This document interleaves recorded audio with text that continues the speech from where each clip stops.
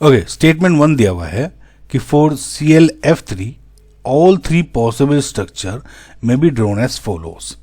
ठीक है, अब देखिए ClF3 का अगर स्ट्रक्चर देखना है तो सबसे पहले आप उसकी हाइब्रिडाइजेशन देखनी होगी, उसकी शेप देखनी होगी। करेक्ट।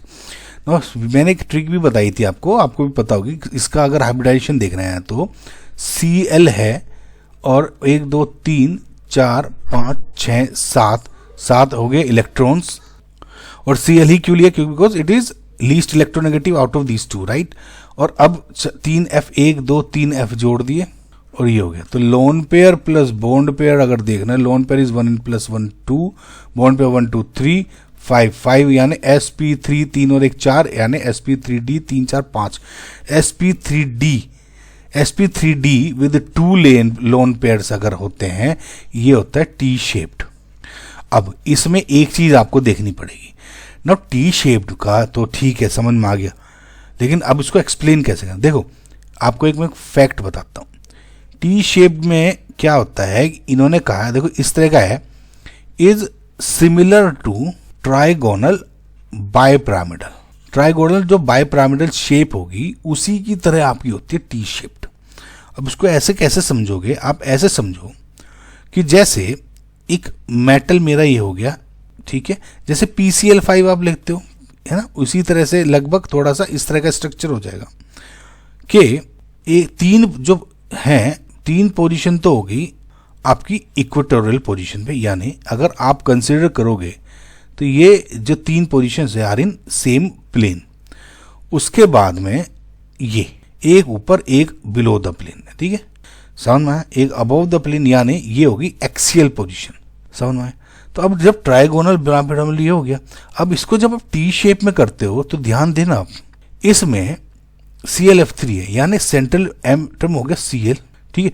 अब इनमें से 3 पोजीशन तो आपकी CF ले लेंगे 3, क्योंकि 5 पोजीशन है टोटल, बची 2 ले लेंगे आपके इसमें लोन पेयर्स, समझ में?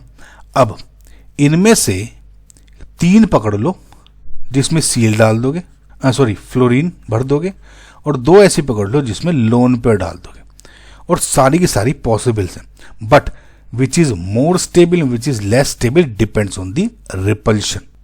सो अगर मैं ये कह रहे हैं कि ये तीनों के तीनों स्ट्रक्चर्स पॉसिबल स्ट्रक्चर्स हैं, इसका मतलब this is true statement, because देखो अगर इसमें और इसमें देखोगे तो ये तो F हो गया, ये F हो गया, ये F हो गया, और ये लोन पेयर हो गया।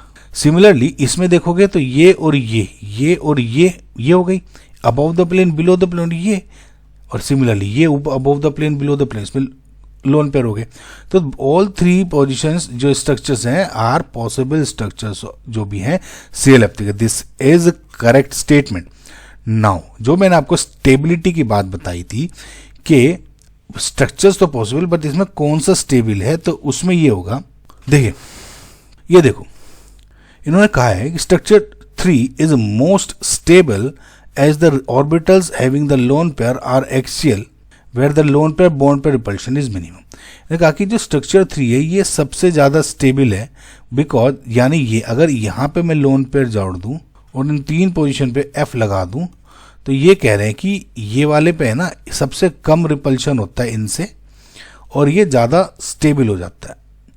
This is wrong statement. देखो कैसे, जब लोन पेयर आपके एक्सियल पोजीशन पे होते हैं तो ये 3 इक्वेटोरियल बॉन्ड्स हैं, जो समझ में कौन से, एक तो ये एक ये, तो जो 3 इक्वेटोरियल बॉन्ड्स है उनसे रिपल्शन हो रहा है।